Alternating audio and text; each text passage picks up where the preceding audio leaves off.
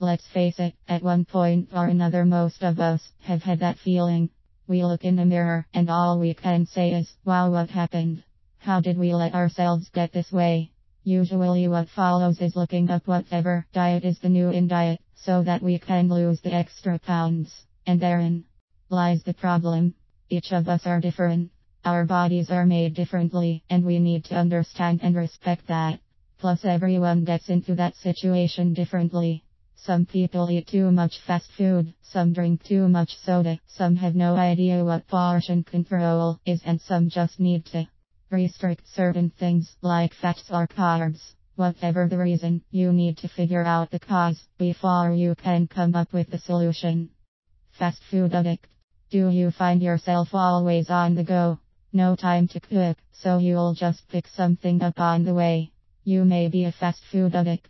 We all know fast food has a huge amount of salt, fat and additives, but it's just so darn convenient. If this is you, simply eating more food at home may be the answer to your problems. I know how hard it can be to find the time to cook. At one point in my career, I was working 12-hour overnight shifts at a job that was 45 minutes from my house. The last thing I wanted to do in what little free time I was given was to cook for myself, so I would just grab something on the way home. I put on 30 pounds in 6 months. If you have the budget for it, consider getting onto a program where the food is prepared for you. There are several out there, just Google them. If that is not an option for you, then you need to find time to cook. My solution was to prepare a week's worth of food on one of my days off. I would make 1 or 2 different dishes and refrigerate a few days worth while freezing the rest. That way, dinner was ready in a couple of minutes, while I save a lot of money by not going out to eat. Cooking at home takes a lot of time if you do it every day. However, if you spend only 1 day a week cooking a larger quantity of food, it takes less time overall, because not only are you not having to put in the work every day, cooking a larger amount of food only takes a little bit more time than cooking a single meal. Junk food addict. Do you crave candy throughout the day? Maybe you go through a soda or 2 every day of the week. Junk if is always good, even if it is never really good for you. If you find it hard to get through the day without craving something that is all but devoid of nutritional value, you may be a junk food addict.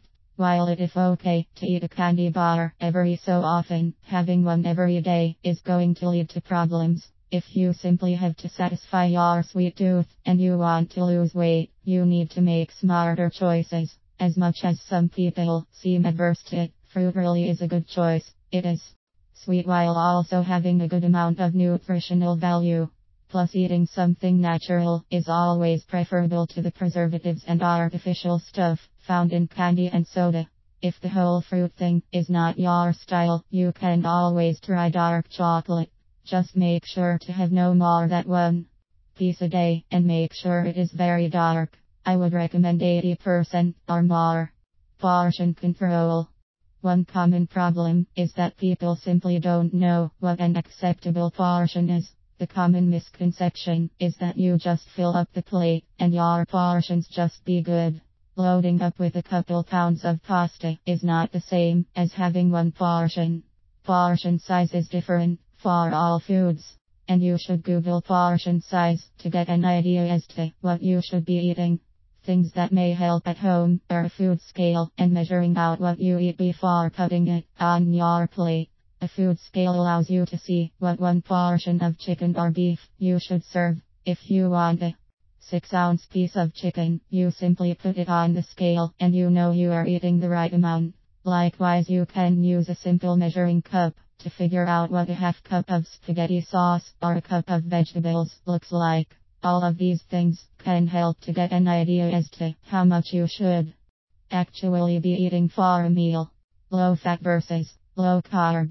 This one is big because both sides have supporters and both sides have had fad diets associated with them.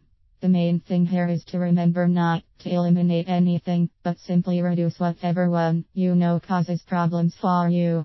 I know through years of trial and error that a low carb approach works for me.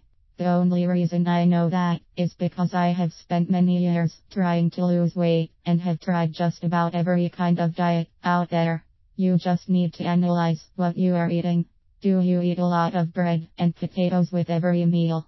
Do you find yourself craving snacks like crackers and pretzels instead of sweets? Then you may need to watch your carbs to help you lose weight. If on the other hand, you are always looking for snacks high in fats or filled with oil, then going low fat may be in your best interest. Just keep in mind that you do not want to eliminate anything, just reduce the foods that may be a problem for you. In summary, just know that this is simply advice. Do not take any of this as medical in any way, and consult a doctor if you are serious about losing the weight. I simply have been dieting on and off for over 20 years. Last year I was able to lose 80 pounds, but I still have a way to go. Just make sure that before you begin your own weight loss journey, that you know your body. Analyze the way you eat and use it to find your path to better health. My only hope is that you can spend the time to figure out what you need to do to lose weight so that you don't have to spend 20 years of trial and error to get there.